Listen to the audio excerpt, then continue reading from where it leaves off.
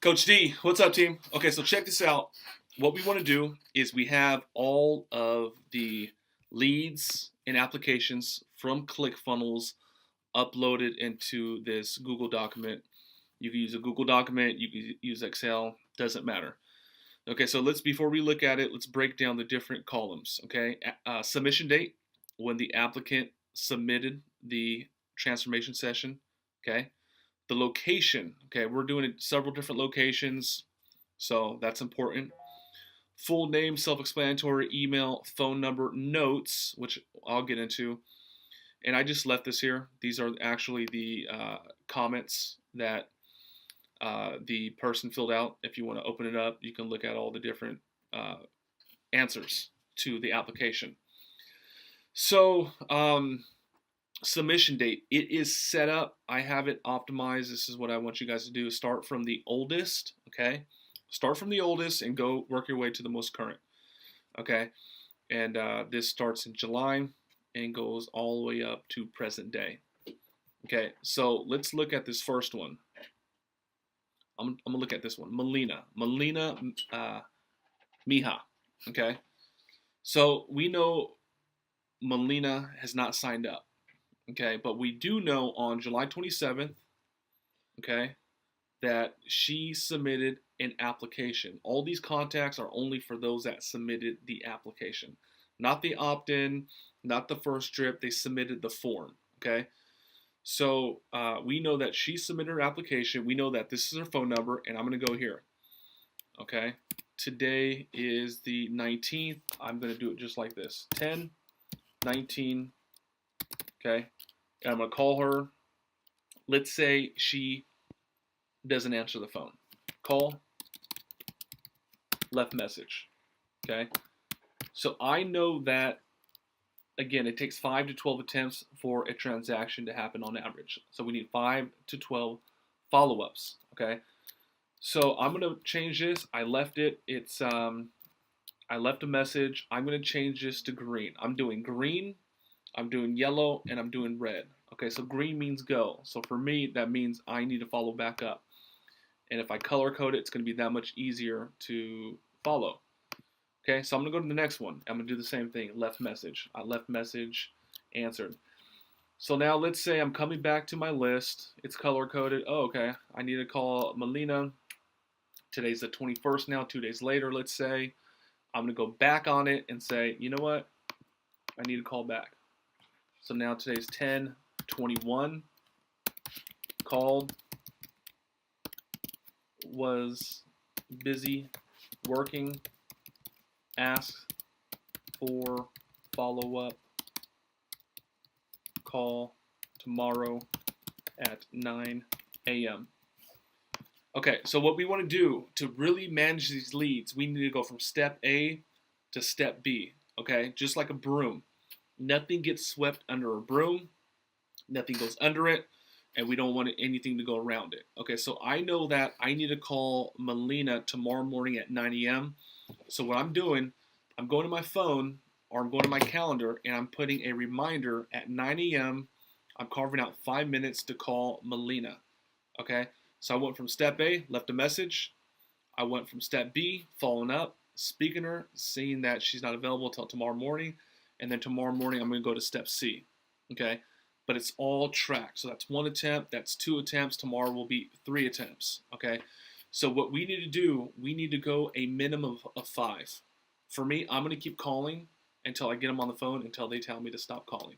Okay, remember, they opted in. They filled out a form. They said 10 out of 10 they do want to get started today. Okay, so the most important thing is not just getting the leads, but managing the leads and following up with the leads. Okay, so I'm going to call tomorrow, and let's just say she's ready to get started, but she's out of town, and she wants to come by the week, the first week of November. I will set the appointment, even though it's 10 days out. Okay, so here's the next day, 10/22. Put some sort of note, very interested, leaving town for vacation, appointment scheduled 11 one. Okay, next month, in 10 days. Okay, needs follow-up. Reminder. Okay, so a lot can happen in 10 days. Okay, so much can happen. Okay, so I need to make sure that not only do I set the appointment, I need to send her reminders. Okay, so as soon as I send it, I'm putting her in the calendar and I'm sending a reminder so that not only do I get reminded, but she also gets a reminder notification. I recommend Google. I use Google for all of my calendars. Set a reminder, 1 week out, 1 day out, 1 hour out, whatever's going to lock them. Okay. As we get closer, you want to send them a follow-up phone call like the day before. Hey, Belinda, how you doing? It's been a little while. I sent you a couple emails. Hope you got it. Oh, okay, great. You did get them. Listen, I know it's been a couple days since we talked, the other week, but just want to make sure you have the address, you know exactly where you're going, and we're looking forward to seeing you tomorrow at 10 a.m. for your initial meeting for the transformation session. Perfect. You have everything? Okay, good. I'll tell you what, if you need anything, call me back. My name is Mike. Here's my number. I'm happy to answer any of your questions. Okay?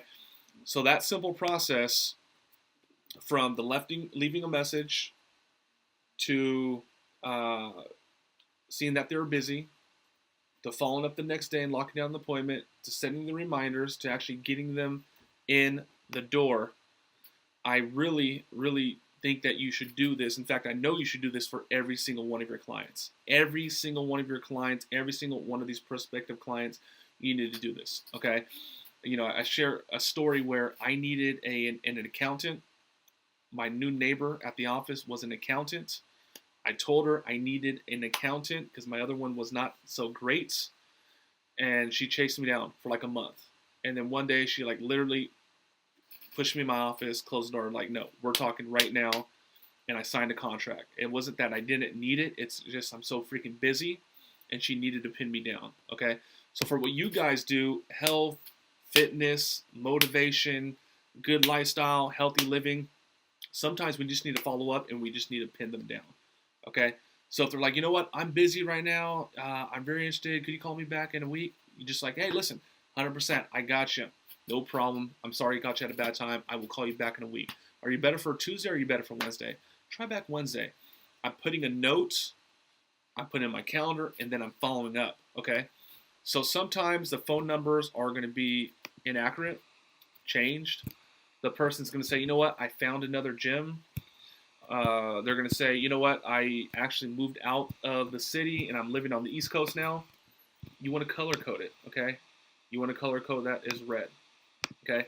This person here may say, yeah, you know what, I did complete, I spoke to her. I did complete the application. The application, I was really interested in doing something when I filled this out back in July. But the truth is, I had a ankle injury, and I'm not able to do any training for 6 to 8 weeks. But if you guys call back early next year, I definitely would like to hear more. I'm literally going here, and I'm color coding this yellow. Okay, I'm going to color code this yellow.